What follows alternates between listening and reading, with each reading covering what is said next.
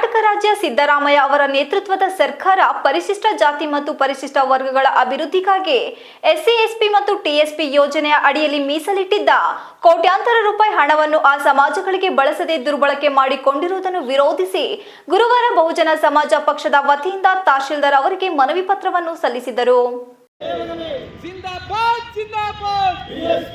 ಈ ಸಂದರ್ಭದಲ್ಲಿ ಬಹುಜನ ಸಮಾಜ ಪಕ್ಷದ ರಾಜ್ಯ ಉಪಾಧ್ಯಕ್ಷ ಗಂಗಾಧರ್ ಬಹುಜನ್ ಮಾತನಾಡಿ, ರಾಜ್ಯದಲ್ಲಿ ಪರಿಶಿಷ್ಟ ಜಾತಿ ಮತ್ತು ಪರಿಶಿಷ್ಟ ವರ್ಗಗಳ ಜನಸಂಖ್ಯೆಗೆ ಅನುಗುಣವಾಗಿ ವಿವಿಧ ಯೋಜನೆಗಳ ಮುಖಾಂತರ ಶೋಷಿತ ಸಮಾಜವನ್ನು ಸಮಾಜದ ಮುಖ್ಯವಾಹಿನಿಗೆ ತರುವ ಸದುದ್ದೇಶದಿಂದ ಕರ್ನಾಟಕ ಸರ್ಕಾರವು 2013-14ರಲ್ಲಿ ಎಸ್ಸಿ ಎಸ್ಪಿ ಟಿಎಸ್ಪಿ ಕಾಯ್ದೆಯನ್ನು ರೂಪಿಸಿ ಅದರ ಅಡಿಯಲ್ಲಿ ರಾಜ್ಯ ಯೋಜನಾ ವೆಚ್ಚದ ಒಂದು ಭಾಗವನ್ನು ಮೀಸಲಿಡುವುದಕ್ಕಾಗಿ ಈ ಅಧಿನಿಯಮ ಅವಕಾಶ ಕಲ್ಪಿಸಲಾಗಿತ್ತು. ಈ ಯೋಜನೆಯಿಂದ ಪರಿಶಿಷ್ಟ ಜಾತಿ ಪರಿಶಿಷ್ಟ ವರ್ಗಗಳ ಅಭಿವೃದ್ಧಿಗೆ ಆಗುತ್ತದೆ ಎಂದು ಆಶಾಭಾವನೆ ಮೂಡಿತ್ತು. ಆದರೆ ಕರ್ನಾಟಕ ರಾಜ್ಯವನ್ನು ಆಳಿದ ಕಾಂಗ್ರೆಸ್, ಬಿಜೆಪಿ ಮತ್ತು ಜೆಡಿಎಸ್ ಪಕ್ಷಗಳು ಈ ಅಧಿನಿಯಮದ ಆಶಯವನ್ನು ಜಾರಿ ಮಾಡದೆ ಗಾಳಿಗೆ ತೂರುವ ಮೂಲಕ ಪರಿಶಿಷ್ಟ ಸಮಾಜಕ್ಕೆ ದ್ರೋಹ ಮಾಡಿದೆ ಎಂದು ದೂರಿದರು. 2014-15ನೇ ಸಾಲಿನಿಂದ ಇದುವರೆಗೂ 10 ವರ್ಷಗಳಲ್ಲಿ 2,94,963 ಕೋಟಿ ಹಣವನ್ನು ಈ ಉದ್ದೇಶಕ್ಕೆ ಮೀಸಲಿಡಲಾಗಿದೆ. ಆದರೆ ಈ ಪೈಕಿ ಕೇವಲ ಶೇಕಡ 10ರಷ್ಟು ಹಣವನ್ನು ಸಹ ಎಸ್ಸಿ ಎಸ್ಟಿಗಳಿಗೆ ನೇರವಾಗಿ ತಲುಪಿಸದೆ ಸರ್ಕಾರಗಳು ಮಹಾದ್ರೋಹ ಮಾಡಿವೆ. 2023-24 ಮತ್ತು 24-25ನೇ ಸಾಲಿನ 2 ವರ್ಷಗಳಲ್ಲಿ 25,398 ಕೋಟಿಯನ್ನು ಕಾಂಗ್ರೆಸ್ ಸರ್ಕಾರ ಗ್ಯಾರಂಟಿ ಯೋಜನೆಗಳಿಗೆ ಬಳಸಿದೆ. ಇಂದಿನ ಬಿಜೆಪಿ ಸರ್ಕಾರ ಸುಮಾರು 19,000 ಕೋಟಿ ರೂಪಾಯಿಗಳನ್ನು ಅನ್ಯ ಯೋಜನೆಗಳಿಗೆ ದುರ್ಬಳಕೆ ಮಾಡಿಕೊಂಡಿರುವ ಮೂಲಕ ಸದರಿ ಕಾಯ್ದೆಯ ಉದ್ದೇಶವನ್ನು ಅಪಹಾಸ್ಯಗೊಳಿಸಿವೆ. ಅಲ್ಲದೆ ಸರ್ಕಾರವೇ ಹೇಳಿರುವಂತೆ ಬಿಜೆಪಿ ಆಡಳಿತದಲ್ಲಿ ಬೋವಿ ಅಭಿವೃದ್ಧಿ ನಿಗಮ, ಡಾಕ್ಟರ್ ಅಂಬೇಡ್ಕರ್ ಅಭಿವೃದ್ಧಿ ನಿಗಮ, ಆದಿಜಾಂಬವ ಅಭಿವೃದ್ಧಿ ನಿಗಮಗಳಲ್ಲಿ 16 ಕೋಟಿ ರೂಪಾಯಿಗಳ ಅವ್ಯವಹಾರ ನಡೆದಿದೆ. ಇತ್ತೀಚೆಗೆ ಮಹರ್ಷಿ ವಾಲ್ಮೀಕಿ ಅಭಿವೃದ್ಧಿ ನಿಗಮದಲ್ಲಿ 187 ಕೋಟಿ ಹಗರಣ ನಡೆದಿದೆ. ಸರ್ಕಾರದ ಅಂಕಿಅಂಶಗಳ ಪ್ರಕಾರ ಇದುವರೆಗೂ ಕಾಂಗ್ರೆಸ್, ಬಿಜೆಪಿ, ಜೆಡಿಎಸ್ ಪಕ್ಷಗಳ ಸರ್ಕಾರಗಳು ಸುಮಾರು 70,000 ಕೋಟಿ ದುರ್ಬಳಕೆ ಮಾಡಿಕೊಂಡಿರುವುದು ಈ ಜನಾಂಗಕ್ಕೆ ಮಾಡಿದ ಮಹಾನ್ ದ್ರೋಹವಾಗಿದೆ ಎಂದರು.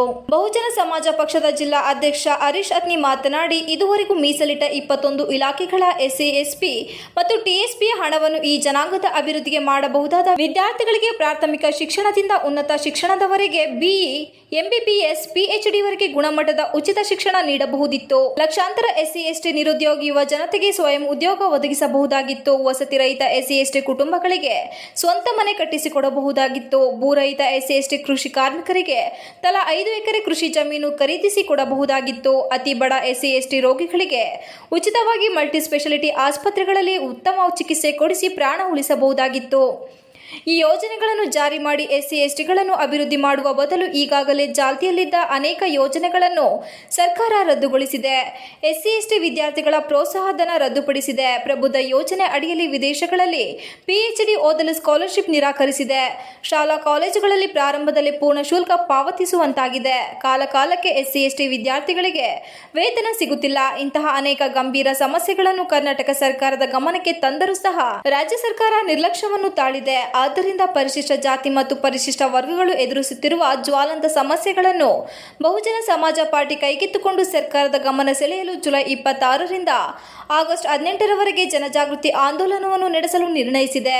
ಈ ಅಂಶಗಳ ಹಿನ್ನೆಲೆಯಲ್ಲಿ ಎಸ್ಸಿ ಎಸ್ಪಿ ಮತ್ತು ಟಿಎಸ್ಪಿ ಕಾಯ್ದೆಗಳಲ್ಲಿ ರೂಪಿಸುವ ಯೋಜನೆಗಳು ನೇರವಾಗಿ ಎಸ್ಸಿ ಎಸ್ಟಿಗಳಿಗೆ ತಲುಪುವಂತೆ ಮಾಡಬೇಕೆಂದು ಮತ್ತು ಈ ಮೀಸಲು ಹಣವನ್ನು ಅನ್ಯ ಯೋಜನೆಗಳಿಗೆ ದುರ್ಬಳಕೆ ಮಾಡಿರುವವರ ವಿರುದ್ಧ ಕಾಯ್ದೆಯಂತೆ ಶಿಕ್ಷೆಗೆ ಗುರಿಪಡಿಸಬೇಕು ಹಾಗೂ ಈಗಾಗಲೇ ದುರ್ಬಳಕೆ ಮಾಡಿಕೊಂಡಿರುವ ಹಣವನ್ನು ಎಸ್ಸಿ ಎಸ್ಪಿ ಮತ್ತು ಟಿಎಸ್ಪಿ ಖಾತೆಗೆ ಹಿಂತಿರುಗಿಸಲು ಆದೇಶಿಸಬೇಕೆಂದು ತಹಶೀಲ್ದಾರ್ ಮೂಲಕ ರಾಜ್ಯಪಾಲರಿಗೆ ಮನವಿ ಸಲ್ಲಿಸಲಾಗುತ್ತಿದೆ ಎಂದರು.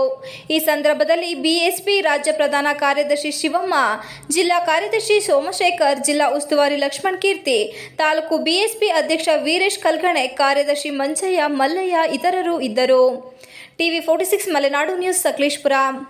ಇದೆಲ್ಲದೂ ಕೂಡ SCP TSP ಹಣವನ್ನು ಲೂಟಿ ಮಾಡಿರ್ತಕ್ಕಂಥ ಹಣದಲ್ಲಿ ಗೆಲ್ಲಿಸ್ಕೊಂಡಿರೋದು ಅಂತೇಳಿ ನನಗೆ ಭಾವನೆ ಬರ್ತಾ ಇದೆ.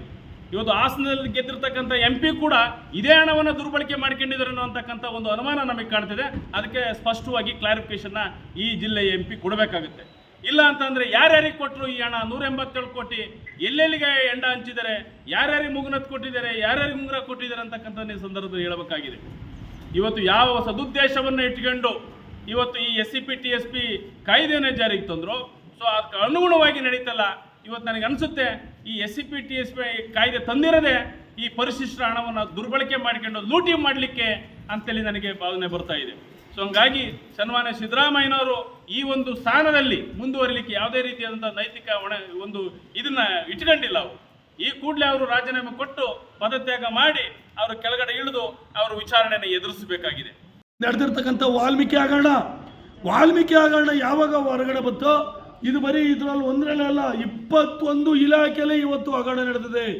ಇದು ಗಂಗಾ ಕಲ್ಯಾಣದಲ್ಲಿ, ಬೋವಿಲಿ, ಲಂಬಾಣಿಲಿ ಮತ್ತೆ ಆದಿಜಂಬವಿ ಈ ಥರ 21 ನಿಗಮಗಳಲ್ಲಿ ಇವತ್ತು SC/ST ಹಣನ ಕೊಳ್ಳೆ ಹೊಡೆದಿದ್ರಂತ ಸನ್ಮಾನ್ಯ ಸಿದ್ದರಾಮಯ್ಯನವರೇ ಇವತ್ತು ಜಗಜ್ಜಾಹಿರವಾಗಿ ಹೇಳಿದ್ದಾರೆ.